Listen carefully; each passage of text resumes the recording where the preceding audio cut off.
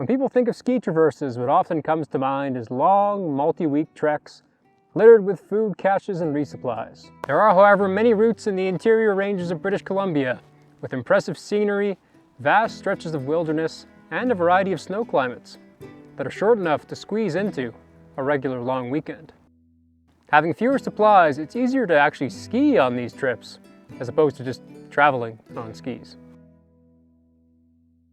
Over this long weekend, we will be traveling near 60 kilometers at 4,000 vertical meters, linking up the Illecillewaet drainage in Glacier National Park, traveling over glaciers, through glades, and down gullies to link up with the Kicking Horse Mountain Resort outside of Golden.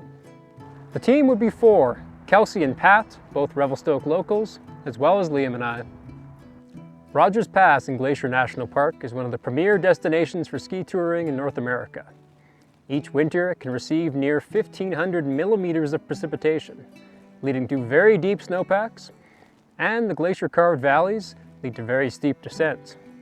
On any given weekend, there can be 100 parties skiing and climbing across the pass.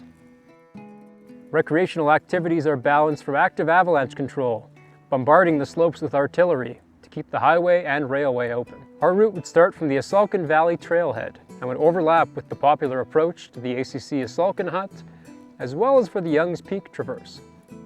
On a sunny day, this would be an incredibly scenic approach, traveling in the shadow of Mount Sir Donald, working our way up the valley. For us, it was pretty socked in, and we couldn't really see anything above tree line, let alone any peaks. And as soon as we got above the trees, it was about 5-meter visibility. Great weather for a glacier crossing. The Illecillewaet is the largest glacier fully in Glacier National Park and stretches near 5 kilometers south, leading towards the Glacier Circle Valley, an area steeped in Canadian mountaineering history and far less popular than other parts of the park. In recent springs, however, the valley has seen more traffic as a last stopover for parties traveling the popular Bugaboos to Rogers Pass ski traverse route.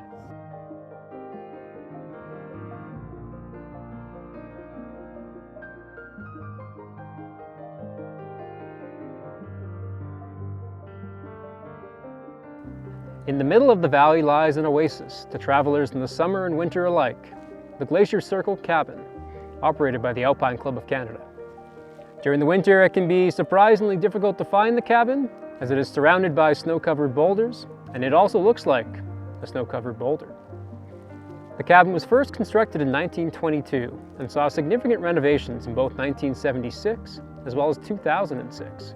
It does still, however, retain its rustic charm. Especially on shorter trips, it can be easy to justify a little more luxury. In this case, burgers and wine to refuel, as we left the Selkirks, traveling into the Purcells.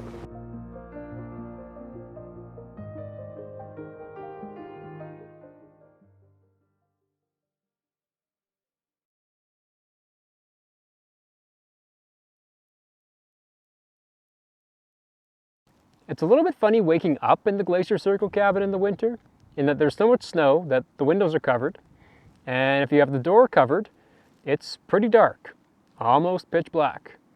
I kind of felt like a grizzly bear emerging out of my winter den, poking my head out into a vibrant sunny morning.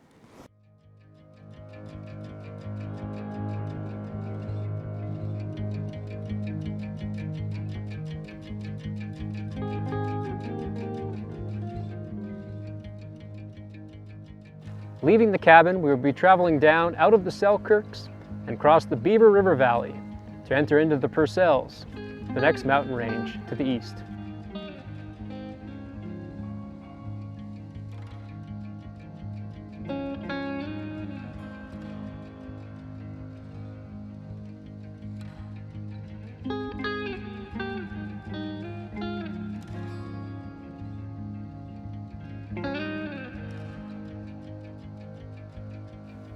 Here, near their northern edge, the Purcells are quite a narrow range, stretching only 30 kilometers in width.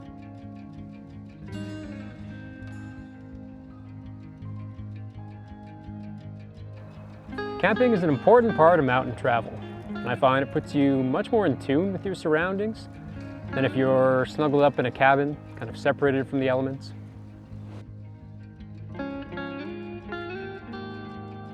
Despite being only 20 straight-line kilometers from the highway, the forest of Baird Brook was quiet, the stars were twinkling, and it felt like a long way away.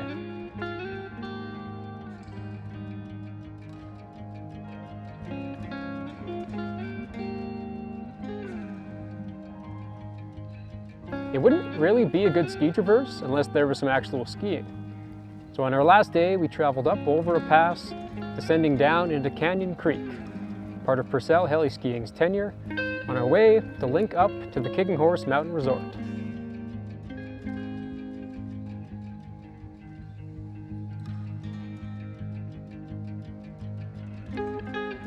It soon became quite clear why heli-skiers frequent this valley, though I do still appreciate runs a little bit more when you got there on your own 2 feet.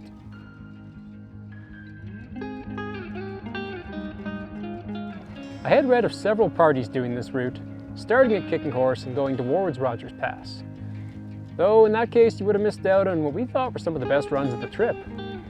Some days it's better to do things backwards. Every down must go up, unless of course you have a helicopter.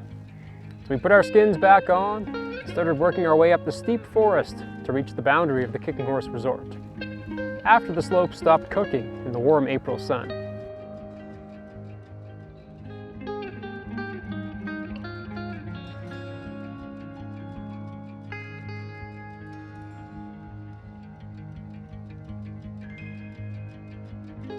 In many ways, 3 days is nowhere near long enough to appreciate a landscape. But is 3 weeks or even 3 months any closer? Treading down the resort following the after-hours path was a nice way to ease back into civilization. Not like jumping into a pool, more like slowly tiptoeing into a lake. Given the choice, I'd still definitely prefer longer trips, but short trips do have their appeal. If anything, just for sparking ideas for future adventures.